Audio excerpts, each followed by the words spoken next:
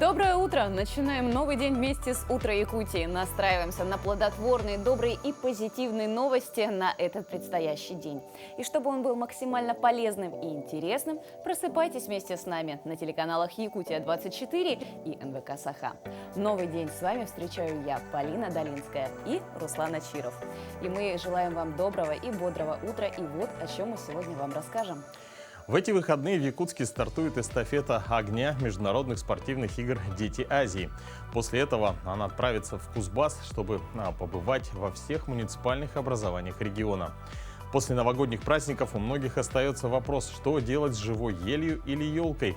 Практичные люди используют хвою с пользой. Расскажем о новых экологических лайфхаках. Ученые восстанавливают историю затонувшего парохода «Улан-Удэ». Вблизи острова Ольхон на дне Байкала дайверы обнаружили затонувший пароход. 22 января телеканал «Якутия-24» запускает новый проект «Танцуй». Годы труда в первом сезоне участвуют представители компаний и предприятий, люди самых разных профессий.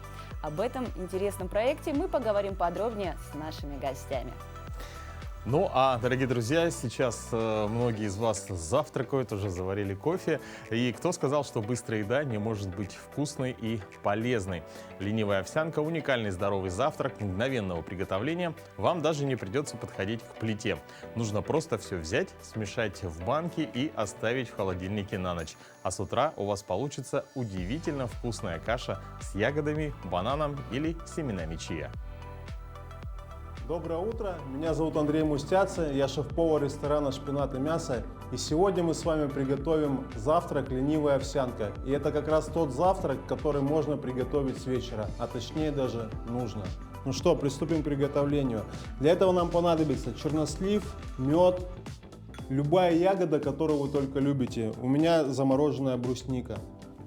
Овсяные хлопья, мята для украшения, клубника, йогурт и банан. Для этого завтрака лучше подойдет йогурт с минимальным количеством жира. У меня 1%. В первую очередь измельчим чернослив. Он у меня предварительно запаренный. Нарезаем его такой соломочкой небольшой. Буквально несколько штук. Все, чернослив порезали, убираем в сторонку. И начинаем собирать. В первую очередь на дно нашего стакана наливаем часть йогурта. Затем пару ложек овсяных хлопьев.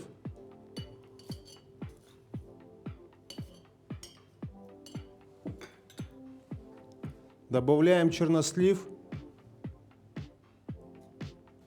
Так, нарежем еще банан.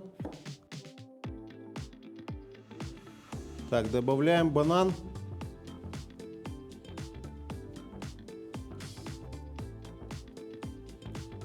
Затем добавляем, в моем случае, бруснику или любую вашу любимую ягоду.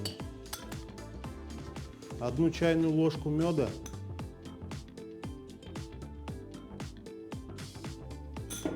Затем добавляем еще часть йогурта. Всыпаем остатки овсяных хлопьев, банан, чернослив, немного ягоды и заливаем остатками йогурта. Так чем же полезна овсяная крупа? Какие компоненты входят в ее состав? Какую пользу они приносят для улучшения внешности и самочувствия? Овсяная крупа богата белком, линолевой кислотой, витаминами группы А, В, С и ПП, а также минералами. Итак, наша ленивая овсянка готова. Осталось ее убрать только на ночь в холодильник и утром наслаждаться замечательным завтраком. Приятного аппетита! Уже завтра в Национальном природном парке «Ленские столбы» будет зажжен огонь вторых зимних международных спортивных игр «Дети Азии». Церемония старта эстафеты огня состоится 22 января в Якутске. Церемония зажжения огня пройдет согласно якутским традициям. Старейшина зажжет огонь древним способом – камнями, добытыми на Ленских столбах. Он осветит и благословит огонь, а затем передаст его ребенку, который олицетворяет собой чистоту души и помыслов. Старт эстафеты огня состоится в Якутске 22 января, после чего отправится в регионы проведения Кузбасс. Там огонь игр побывает во всех муниципальных образованиях и завершит свой путь 25 февраля на церемонии открытия вторых зимних международных игр «Дети Азии» на площадке Ледового дворца «Кузбасс-Арена» в Кемерове.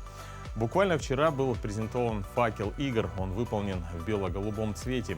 Плавные линии и изгибы символизируют следы, которые оставляют на снегу и льду спортсмены, занимающиеся зимними видами спорта. И сегодня у нас в гостях в студии Вадим Искандаров, начальник отдела дирекции вторых зимних международных спортивных игр «Дети Азии» в Кемеровской области, а также Никита Веселов, хранитель огня. Доброе утро. Доброе утро. Зажжение огня игр пройдет согласно якутским традициям в Национальном природном парке «Ленские столбы». И эта земля освящена для якутян и имеет сакральное значение. Расскажите о своем участии в торжественном мероприятии. Наше участие, как минимум в этом мероприятии, не ограничивается только зажжением огня. Мы изначально организовываем все эти игры и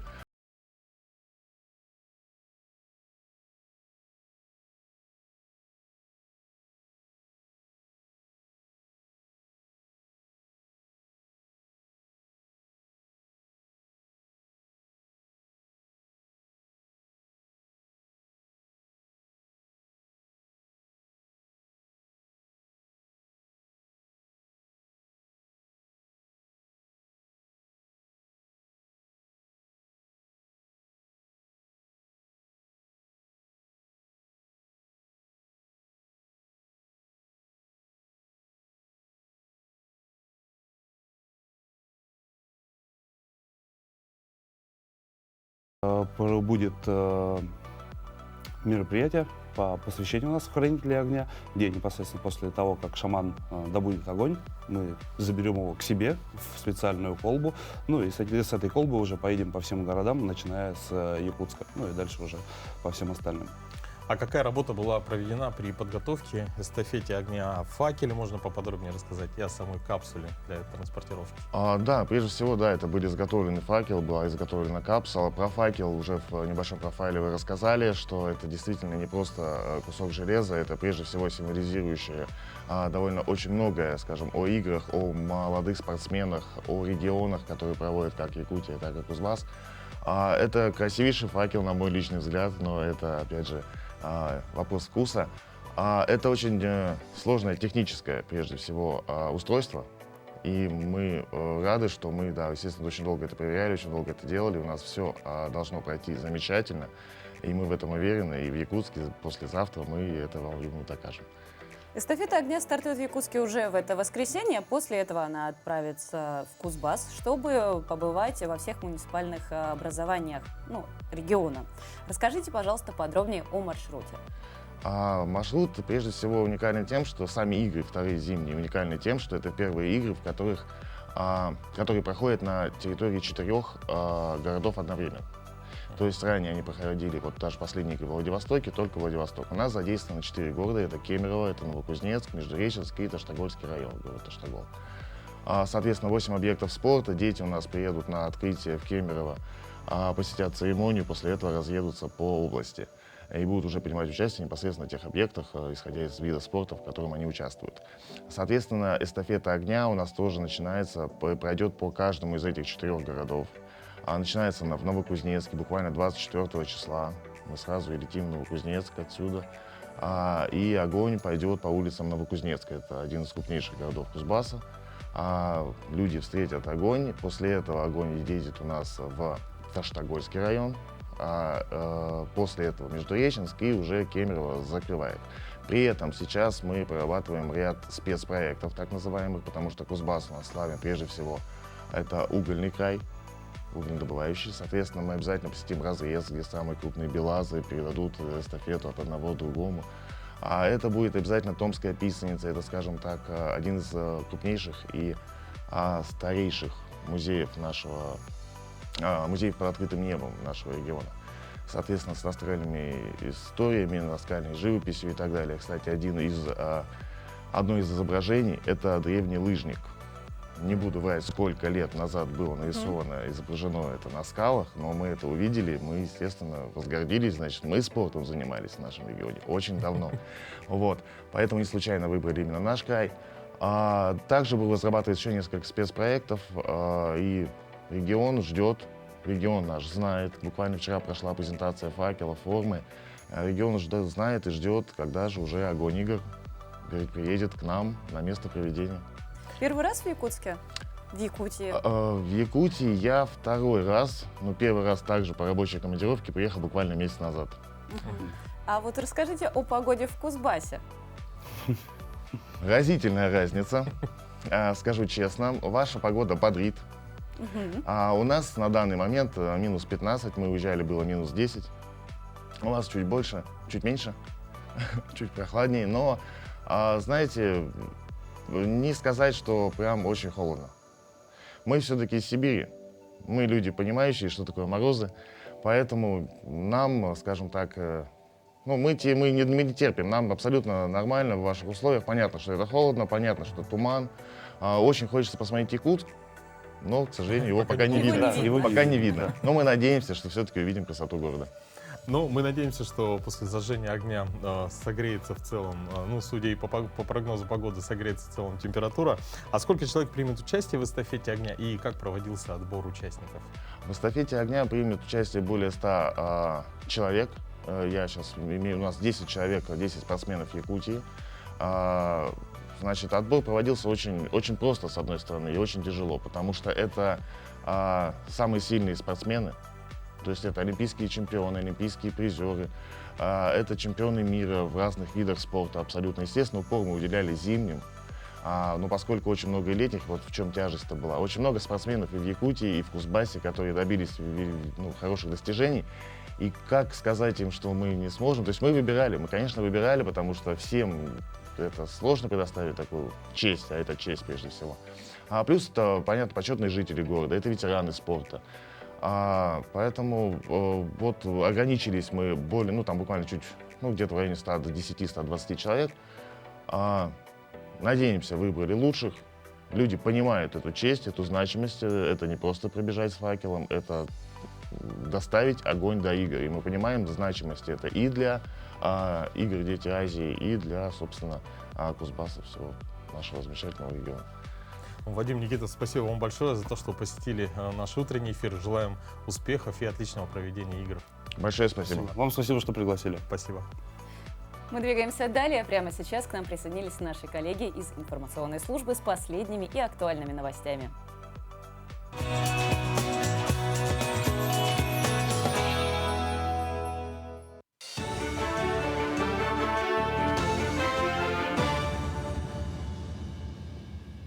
Доброе утро, коллеги. Доброе утро, Якутия. Сейчас блок новостей.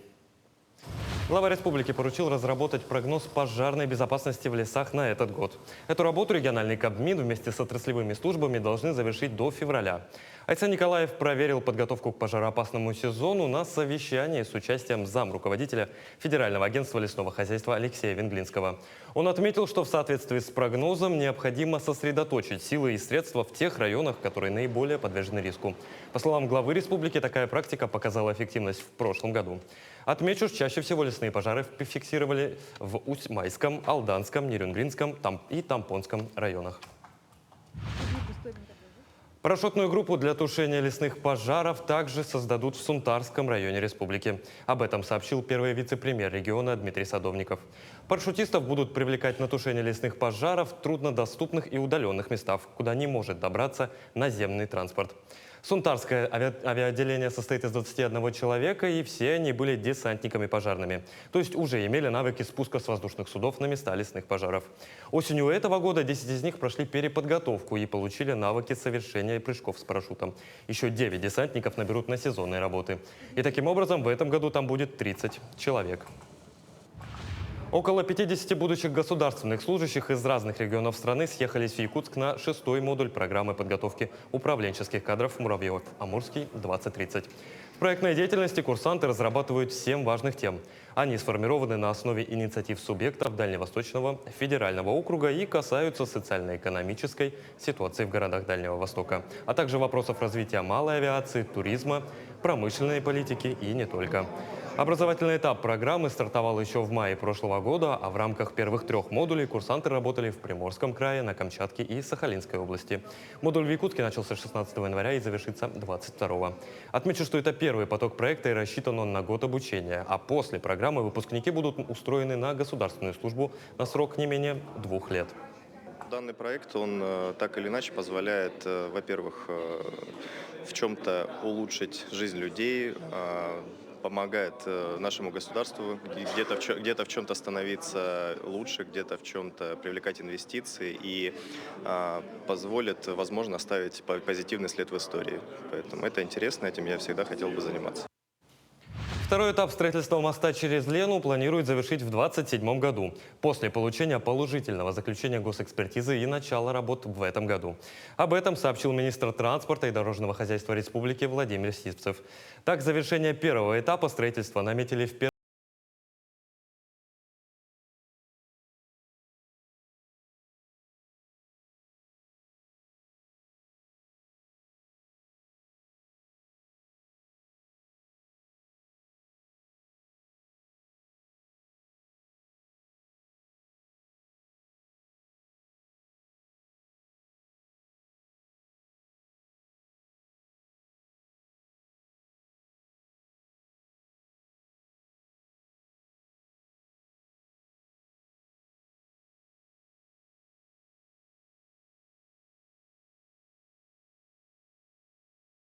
на 8-й летние международные спортивные игры «Дети Азии», которые пройдут в Якутске в 2024 году. На правах хозяев Якутия планирует предоставить 2 команды, в которые войдут спортсмены по всем видам спорта.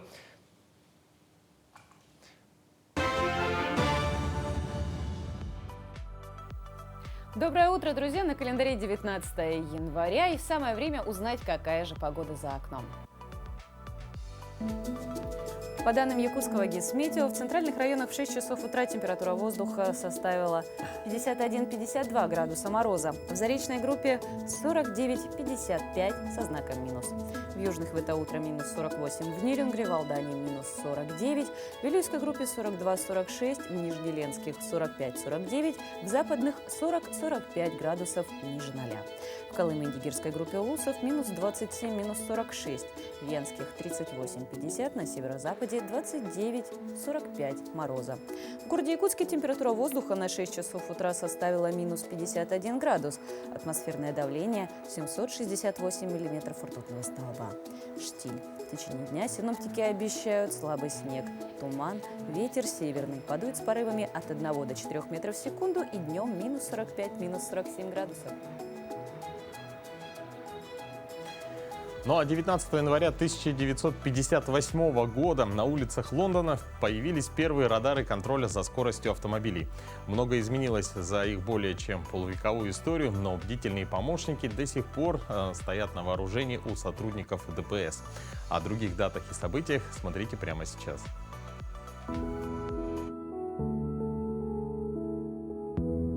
На календаре 20 января. Сегодня отмечают Всемирный день любителя сыра. Праздник поклонников невероятно популярного по всему миру молочного продукта. Традиционно в разных странах в этот день проводятся фестивали, выставки, дегустации и мастер-классы от крупных производителей и частных сыроделов. День осведомленности о пингвинах. 20 января мировая общественность отмечает экологический праздник в честь одной из самых необычных птиц в мире – пингвинов. Его цель – повысить знания людей о пингвинах, направить внимание на сохранение численности и мест обитания этих птиц. По народному календарю сегодня Иван Бражник. Свое название день получил в честь Иоанна Крестителя или Иоанна Предтечи. Бражником же Ивана назвали потому, что в этот день было принято запивать зло. При этом приговаривали: празднуй раз в месяц, будешь веселым. Запразднуешь каждый день, будешь голым. Праздник Ивана Бражника называли также перезимником. Ясная и холодная погода в этот день предвещала засушливое лето, а пасмурное и снежное – обильный урожай. Богатые хлеба обещали и утренние туманы на Ивана Бражника. В этот день родились Андре Ампер, французский физик, математик и химик; Федерико Феллини, итальянский кинорежиссер, обладатель 5 премий «Оскар»; Ментимер Шаймиев, советский и российский политик, первый президент Татарстана; Ирина Аллегрова, советская и российская эстрадная певица, актриса, народная артистка России; Анастасия Волочкова, российская балерина, танцовщица, заслуженная артистка России. Именины сегодня отмечают Афанасий, Василий, Иван. 22 января телеканал «Якутия-24» запускает новый проект «Танцуй». Годы труда в первом сезоне участвуют представители компаний и предприятий, люди самых разных профессий. Участники самостоятельно готовят танцевальные номера. Именно их они покажут зрителям в премьерном эфире уже в эти выходные. Прямой эфир стартует в 18:00. Ну и, конечно, дорогие друзья, мы не могли обойтись без конкурса, поэтому сейчас кто-то из наших телезрителей сегодня получит уникальную возможность стать зрителем на съемках проекта Не через телеэкран. «Танцуй», да, то есть непосредственно принимать участие в самих съемках. И все, что вам нужно сделать, это открыть сейчас телеграм-канал «Утро Якутии» и как можно быстрее ответить и правильно на наш вопрос. А вопрос звучит следующим образом. Внимание! Какой бальный танец в мире является самым первым? Какой бальный танец в мире является самым первым? Ответы пишите в посту в специальном вопросе на нашем телеграм-канале «Утро Якутии». В конце нашего эфира мы подведем итоги и объявим имя победителя. Двигаемся далее. Сладкие продукты любят употреблять в пищу не только люди, но и собаки.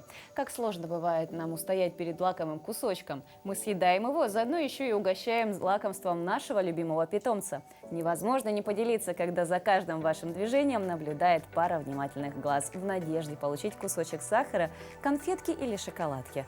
Однако обязательно приходит момент, когда хороший хозяин собаки задумывается о том, можно ли давать сладкое своему питомцу и в каком количестве это лакомство причинит вреда животному. Доброе утро, дорогие телезрители! Сегодня со мной немецкая овчарка по кличке Кода. И поговорим на такую животрепещущую тему, как отказ от лакомства с земли. То есть, чтобы собачка у вас не подбирала ничего с земли. Сейчас это очень актуально. Вы, как ответственные владельцы, должны научить сначала собаку дома не подбирать с пола ничего, а потом уже переносите свой навык на улицу. Научить можно 2 методами.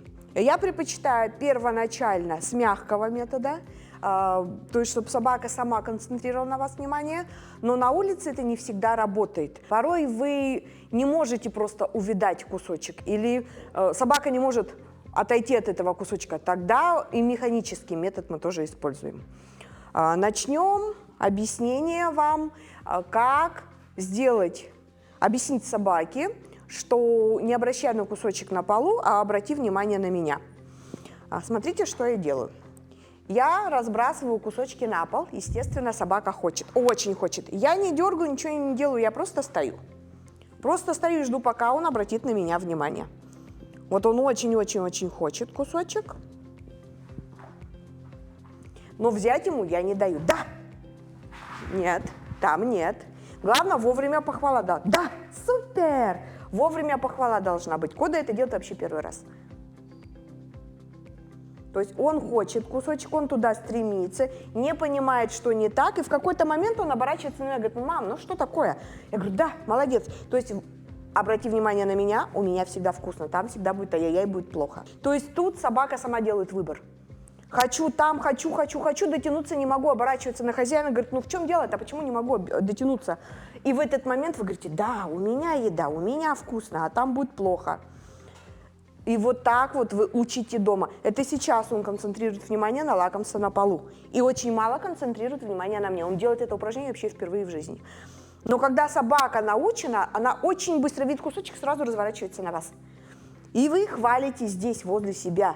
Ничего не позволяете поднимать с пола. Потом вы с этими же кусочками выходите на улицу и разбрасываете еду на улице. Куда? Встань-ка. Вот. Разбрасывайте еду на улице.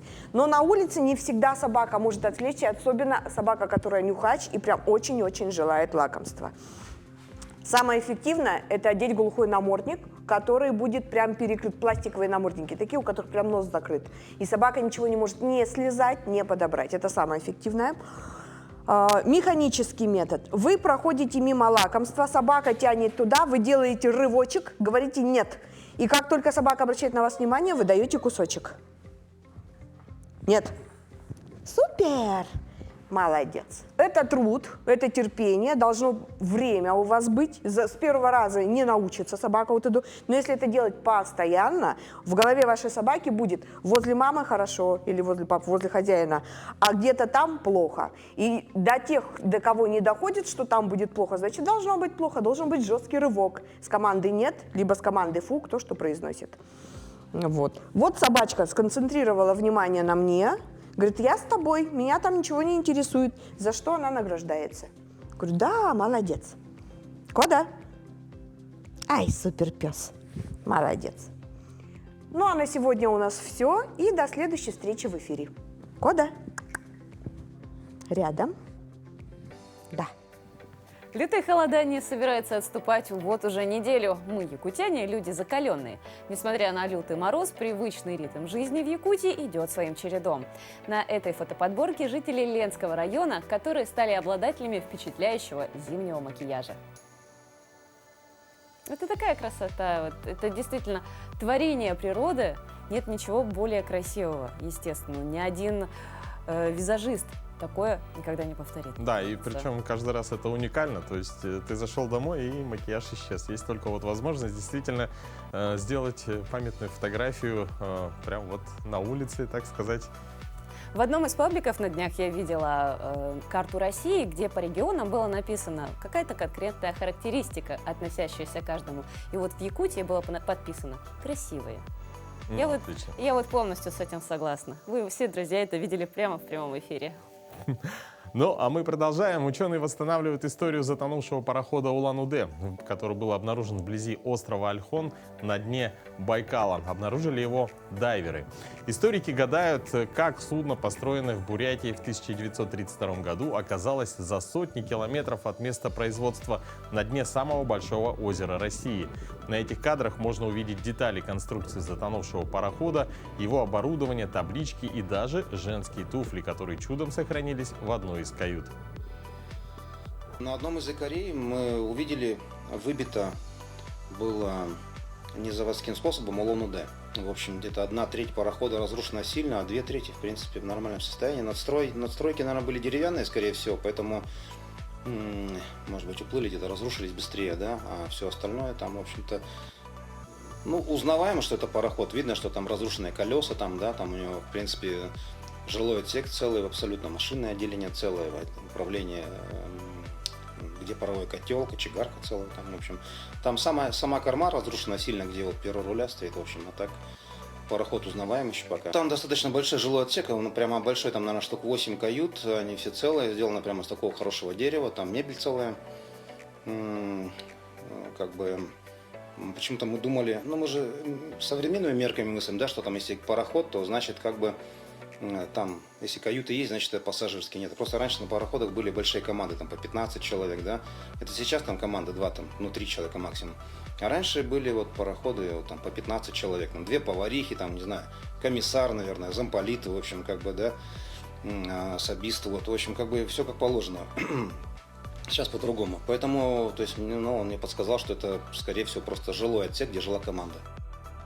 Историков несварной клепанный пароход был построен в 1932 году и ходил по реке Селенге, после чего был списан в 1964 и отправлен на Байкал. Также было установлено, что пароход принимал участие в портовых и землеустройстве в устроительных работах в углублении и расчистке русла. Достать пароход из воды невозможно, так как около 1/3 судна разрушено. На данный момент дайверы и историки изучают архивные документы, чтобы полностью восстановить историю парохода Улан-Удэ. А сегодня в нашей рубрике «Музейный гид» мы расскажем о творчестве народного художника Республики Саха-Якутия Юрия Спиридонова. Большую часть работ он посвятил природе и людям Арктики. Лейтмотивом его творчества являются люди Севера, их душевное устремление, их заботы и неравнодушие. Большую часть работ художник Юрий Спиридонов посвятил природе и людям Арктики. Лейтмотивом его творчества являются люди Севера, их душевное устремление, их заботы, их неравнодушие. В одном из интервью художник сказал: «Север – это состояние души». Юрий Спиридонов родился в 1952 году в поселке Косистый в Анабарском районе Якутской АССР на берегу моря Лаптевых. Он происходит из семьи потомственных оленеводов, которые вели кочевой образ жизни в тундре. Детские воспоминания о героизме северных людей и красоте арктического пейзажа определили основные сюжеты и мотивы творчества художника. Его картины с какой-то особой теплотой, любовью и искренностью открывают природу Севера, ее могущественную и в то же время хрупкую и ранимую красоту. Ее людей, открытых, отважных тружеников Севера. Произведения художника хранятся не только в фондах Национального художественного музея Республики Саха-Якутия, но и представлены в многочисленных государственных музеях России, а также в частных коллекциях по всему миру. Картина «Осень. Ночь на стойбище» воплощает в себе образ, в котором соотнесены и сопоставлены друг с другом человек и мир. Пространственное построение картины характерно для человека, выросшего в тундре и привыкшего видеть над собой небо. Все органично, целомудренно и ясно в этом жизненном укладе с чередованием труда и отдыха. На полотне найдена та степень взаимоотношений человека с окружающим миром, которая возникает у автора в результате жизненных наблюдений. Юрий Спиридонов – один из немногих художников, кто перед большим миром сумел в живописи открыть суровую красоту природы и быта коренного населения Севера. За документальную точность и богатую образность его творчества называют летописью Арктики. Творческое объединение «Кындыкан» продолжает проводить для жителей Якутии экологическую акцию «100 картин», посвященную столетию образования якутской автономии. Картины на северную тематику, написанные якутянами, будут переданы республиканским медицинским учреждениям. Знаете ли вы, чем может быть полезно искусство? И речь не о том, чтобы делать жизнь ярче, а чувство прекрасного тоньше. Активисты творческого объединения «Кындыкан» придумали, как объединить художников, предпринимателей и гражданских активистов. Так родилась идея социального проекта «100 картин для медицинских учреждений Якутии». Акция началась в марте этого года. Она была приурочена к столетию ЯССР и также Году здоровья и Году матери. Конечно же, мы помним события прошлых лет, и мы понимаем, что эти несколько лет наши герои, врачи очень усиленно трудились, работают до сих пор, чтобы наше общество в целом было более благополучным, чтобы мы не болели, чтобы наши родные не болели. Поэтому мы хотим, чтобы эти яркие, действительно интересные, очень особенные картины, они очищали воздух в больницах и украшали стены. Когда видишь картины проекта, поражаешься, насколько по-разному художники могут передавать свое отношение к заданной теме, как богат и разнообразен язык изобразительного искусства. Искусство призывает людей увидеть культуру малочисленного народа Севера. То вот это дело, Кындыкан, она возрождает совсем другое отношение к этому древнему миру на самом деле. Для того, чтобы как можно больше людей присоединилось к акции, превратив ее в по-настоящему народное движение, было решено провести розыгрыш ценных призов, для чего активисты Кындыкан обратились за поддержкой к успешным и социально активным компаниям. Учитывая фактор, что картины будут нарисованы с использованием специальных красок, потом подарены медицинским учреждениям, тем самым мы выражаем благодарность нашим врачам за заботу о нашем здоровье.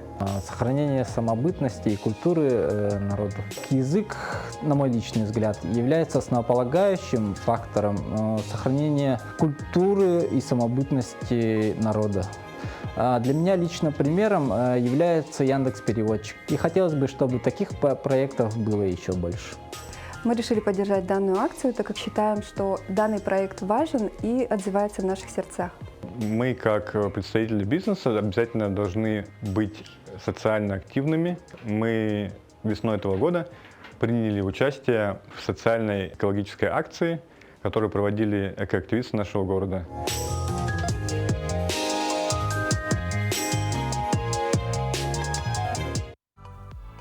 А прямо сейчас к нам присоединились наши коллеги из информационной службы с последними актуальными новостями.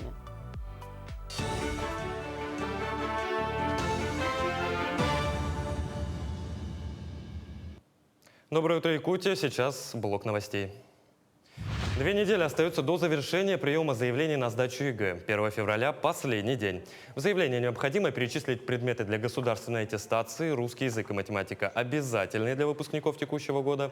Без них получить аттестат о среднем общем образовании не получится. Работники управления образования напоминают, после 1 февраля перечень предметов уже невозможно изменить. После 1 февраля только при наличии очень веских оснований можно поменять предметы, которые отмечены в заявлении. Ну, например, если на сайте вуза до 1 февраля были, например, перечень одних предметов, а после 1 февраля, например, они внесли, например, коррективы и какой-то еще предмет добавили. Но все это должно быть доказано документально.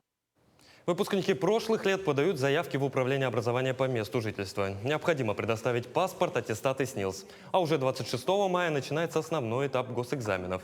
Выпускники сдадут географию, литературу и химию. Подготовку к паводку обсудили с министерствами и главами районов республики. Вопросы подготовки для безопасного прохождения весеннего половодья на территории региона в этом году обсудили с представителями министерств, ведомств и главами районов. Совещание провел председатель правительства республики Андрей Тарасенко. Как отметило руководство, в этом году весенний паводок может быть сложным. По предварительным данным гидрологов, возможно возникновение чрезвычайных ситуаций и заторов на реках республики. Мы должны заранее разработать планы по каждому населенному пункту, подчеркнул председатель правительства. По итогам совещания будет принято распоряжение о организации выполнения комплекса подготовительных работ. Продолжим, значит, работу по подготовке к строительству автозимников продленного действия, особенно это Верхоянские, Васьянские районы, в том числе, значит, зимник до Найбы, где планируется реализовать глубоководный морской порт. Ну и, конечно же, значит, сегодня смотрим расширение программы субсидирования авиаперевозок не только в арктические районы, но и в труднодоступные, такие как Алекминский, Усьмайский, Тампонский районы. С 16 января в медицинских учреждениях республики проводится неделя неинфекционных заболеваний.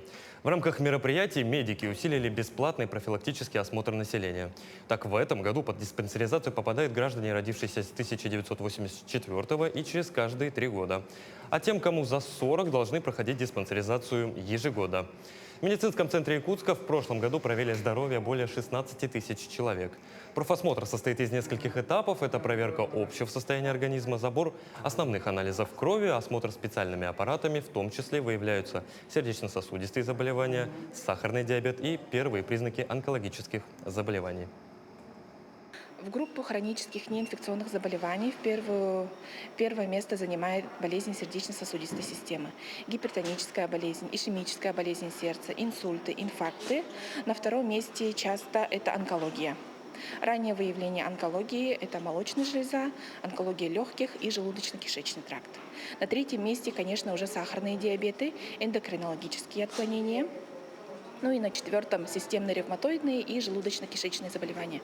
Диспансерное наблюдение у нас очень важная система. Особенно на этой неделе мы усилили работу по диспансерному наблюдению. Ходим по домам, по участкам, звоним по номеру телефона, вызываем на диспансерное наблюдение. Это все новости к этому часу. Хорошего вам дня и до новых встреч. Доброе утро всем, кто к нам присоединился. В эфире «Утро Якутии» на канале Якутия-24, НВК Саха. И мы повторим вопрос. Победитель у нас получает пригласителей на съемки проекта «Танцуй», который стартует буквально со дня на день на телеканале Якутия-24. И вопрос звучал следующим образом. Правильный ответ нужно написать в нашем телеграм-канале. Вопрос такой. Какой бальный танец в мире является самым первым? Ваши вопросы мы ждем. Ответы. Да, мы ваши ждем. ответы, да, ждем на нашем телеграм-канале. Участвуйте, друзья. В конце эфира мы подведем итоги и объявим имя победителя. Ну а 22 января телеканал Якутия-24 запускает новый проект «Танцуй».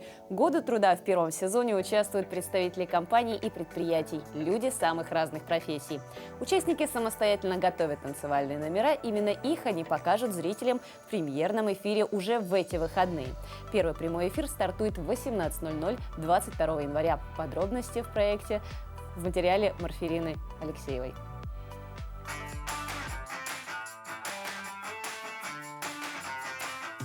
9 участников разного возраста и профессий в тандеме с профессиональными танцорами представят Якутии свои танцевальные навыки, которые с каждым эфиром будут усовершенствовать. Очень символично, что в год труда участниками нового проекта стали именно трудящиеся. Это люди самых разных профессий, но всех их объединяет любовь к танцам, любовь к искусству. Я считаю, что это очень смелые люди, очень, где-то даже немножко с авантюрой, с такой вот, знаете, в хорошем смысле. То есть не каждый человек решится выйти публично и показать себя с творческой стороны в каком-то совершенно новом качестве. Одна из участниц – Оксана Им. Работает в акционерной компании «Алроса» экспертом второй категории вот уже 19 лет. Оксана увлекалась танцами в детстве и сейчас решила испытать себя, так как считает, что творчество и искусство вдохновляют и окрыляют человека. Вообще мир искусства – это прекрасно. Танцы дают возможность человеку самовыразиться, я думаю, как-то раскрепоститься, координацию, фигуру кто-то себе делает, да, я так понимаю. Премьерный показ стартует 22 января. На нем зрители поближе познакомятся с каждым участником. В прямом эфире конкурсанты представят номера, которые подготавливают самостоятельно. На последующих показах соревноваться будут уже пары – участник и профессиональный танцор или хореограф. Жюри будут выставлять главные оценки нашим участникам. Все зависит от них. Но телезрители, они также смогут участвовать в голосовании. Каким образом? У нас учрежден приз зрительских симпатий. За эту номинацию можно будет голосовать каждый эфир. Проект «Танцуй» будет транслироваться в прямом эфире телеканала «Якутия-24» каждое воскресенье с 18 до 20 часов с 22 января по 26 февраля. Марфирина Алексеева, Георгий Григорьев, Якутск. И более подробно мы поговорим о проекте с нашими гостями. У нас в гостях продюсер НВК «Саха» Михаил Сергеев и Любовь Клюкина, директор благотворительного фонда «Харыскал», участница конкурса «Танцуй». Доброе утро! Доброе утро! Доброе утро! Ну, наверное, первый вопрос Михаилу. Вот похожие проекты есть и на других телеканалах, в том числе проект «Инкюле» на НВК «Саха».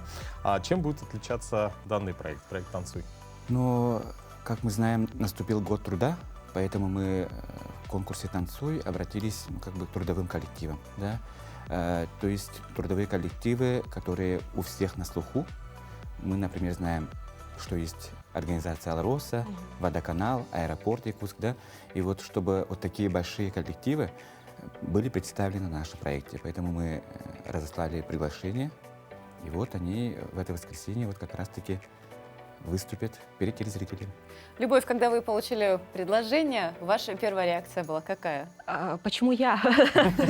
За что? Да, на самом деле было невероятное удивление. Я подумала, значит, я в неплохой форме, видимо, нахожусь, если мне такое предлагают, да.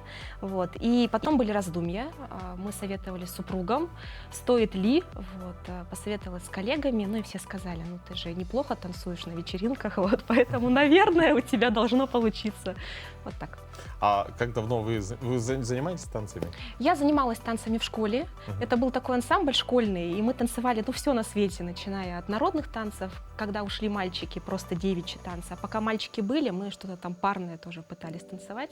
Но вчера Вячеслав, с которым мы танцуем, он сказал, что джайв где-то во мне проявился наконец-то. Вчера он это увидел. Вот. Ну, вроде не все потеряно. То есть с того времени у вас как бы практика была только на корпоративных вечеринках? Только на корпоративных вечеринках, ну и дома с сыновьями, там, вот, в воскресенье, да. То есть я абсолютно в этом плане такой вот человек, который будет учиться в рамках проекта как раз и трудиться, да. Михаил, сколько пар участников и по какому принципу они отбирались, кроме того, что это представители трудовых коллективов? Ну, вот как раз-таки вот Любовь сама подчеркнула, что участники должны иметь хоть какую-то базу, да, поскольку время на подготовку очень короткое. Всего за неделю они должны поставить танцы, а поскольку у нас конкурс идет по воскресеньям, получается, у сотрудников вообще не остается никаких выходных дней. Помимо основной своей работы, они будут по вечерам, это, ну, у нас репетируют, да, и некоторые или успевают в обед да, даже, в обед. Встречаются. У нас будет 9 пар, то есть 9 человек, участников вот, от предприятий, и, соответственно, вот с ними на пару хореограф. Наверняка вот подготовка к номеров, да, занимает много времени и сил. К тому же надо найти общий язык, так сказать, поймать одну волну с партнером. Как это происходит в вашей паре? Мы познакомились буквально на самом деле во вторник. В среду мы начали репетировать. Мы примерно одного возраста, интересов, нашли общих знакомых сразу же, поэтому как-то ну, нормально. Вот. Про детей всегда есть о чем поговорить. Вот. Слава богу, мы нашли общий язык сразу, вот, и сразу решили, что мы будем делать. Сразу сделали план, ну, как взрослые серьезные люди. Кроме общего языка, с партнером по танцу нужно еще быть единым целым, потому что будут и спортивные, бальные танцы, есть такие танцы, как ча-ча-ча, где два партнера будут в каких-то ролях, как любящих двух людей, а вы человека увидели буквально недавно. Как вот вы в этом плане настраивались друг на друга? Ну, первый танец у нас пока будет такой, как бы, что-то типа ознакомительного, то есть мы как будто бы впервые видимся, вот, и показываем радость. Ну, и через это, ну, всегда же интересно познакомиться с новым человеком, да, испытываешь какие-то чувства, ну, и, наверное, эти чувства будут видны, вот. Я пока так думаю. Но все будет постепенно, дальше вальса, до ча-ча-ча, наверное, мы дойдем еще. Михаил, а как будут оцениваться выступления? Я знаю, что будет еще СМС-голосование. Да, это вот самая интересная тоже часть этого конкурса, поскольку, ну, по итогам вообще конкурса из 9 пар только одна пара будет объявлена победителем этого проекта, и у нас дополнительно будет приз зрительских симпатий. То есть за приз зрительских симпатий у нас голосование идет во время эфира, то есть будет объявлено голосование, и во время голосования, то есть во время эфира любой телезритель может голосовать за понравившуюся им пару, да? И путем суммирования всех СМС-голосов за все выпуски проекта, то есть будет объявлен вот приз зрительских симпатий. Также у нас по итогам, ну, вот каждого выпуска, естественно, будет работать жюри профессиональное, да, и наименьшие пары, которые получили наименьшие баллы, они, ну, становятся как бы кандидатами на вылет. И вот после эфира в течение недели телезрители будут спасать пару одну, которая остается на проекте и дальше участвует наравне с другими. К концу проекта все 9 пар дойдут до финала или же с каждой недели будут участники выбывать? Но на этой неделе у нас никто не будет выбывать, поскольку это премьерный выпуск, а со следующей недели, когда уже начинается первый конкурс, это бальная программа, вот по итогам бальной программы уже у нас будут выявлены 2 пары, которые становятся кандидатами на вылет. Но всегда очень это сложная часть вообще любых проектов, но конкурс есть конкурс, все равно кто-то выбывает, кто-то остается, да, но до финала должны дойти 5 пар, но в финале мы увидим все равно все пары. И завершающий, наверное, вопрос. Ваши ожидания от этого проекта? Я ожидаю, что будет очень весело, абсолютно по-новому. Вот, и ожидаю ну, вот, переход в какое-то вот получение нового клевого опыта. Вот так. Ну, я Михаил, тоже ваши согласен с этим. ожидания? Я согласен. Я тоже согласен с этим, поскольку мы уже имеем опыт проведения таких конкурсов, да, и всегда все равно коллектив вот так сплочается очень сильно, и всегда очень сложно расставаться с какой-то парой, да, и все равно это новые эмоции, это выход из зоны комфорта, и что-то вот при общении к какому-то такому искусству. И общему труду Да. в год труда. Точно. У нас сегодня в нашей программе мы объявили конкурс. Победитель получит пригласительный на 2 персоны, чтобы увидеть воочию, как проходит на самом деле этот конкурс. Как раз уже можно будет в это воскресенье посетить. И самое время озвучить правильный ответ на вопрос, который мы задали. Итак, вопрос был такой. Какой бальный танец в мире является самым первым? Розыгрыш у нас был в телеграм-канале. И самый первый ответ правильный дала Степанова Марина.